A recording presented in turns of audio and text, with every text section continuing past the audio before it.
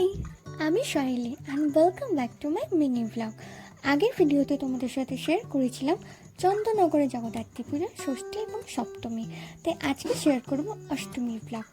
অষ্টমী ছিল তাই ট্রেডিশনাল তো একটু পড়তেই হয়, তাই না? আর তোমাদের সকলকেও অনেক অনেক ধন্যবাদ যারা আমাকে এতটা সাপোর্ট করেছো। সেদিন গিয়েছিলাম হেলাপুকুর অ্যান্ড ওখানে প্যান্ডেলটা অসম্ভব সুন্দর করেছিল। আমি তো খানিকক্ষণ তাহলে প্যান্ডেলটাই দেখে গেলাম, এত নিখুঁত কাজ। আর এই যে আমাদের মা, তার ডায়মন্ড কুইন, কি অপূর্ব লাগছিল মাকে দেখতে। কিন্তু দুঃখের বিষয় একটাই, সেদিনকে অত সুন্দর সব কিছু থাকার সত্ত্বেও আমাদের কারোরই একটা ভালো ফটো বা ভিডিও কিছুই আসেনি। তারপর আমরা একের পর এক ঠাকুর দেখলাম, আর ওই যে ঠাকুর দেখতে সেটা হারিয়ে গেলে হয় বলো? আমরা রাস্তাও হারিয়ে ফেললাম, তাই অনেকটা হাঁটার পর অবশেষে আমাদের চন্দ্রনগরের সব থেকে ছোট্ট জগদ্ধাত্রী ঠাকুরকে দর্শন করে একটা এগরোল খেতে খেতে বাড়ি চলে এলাম। টাটা।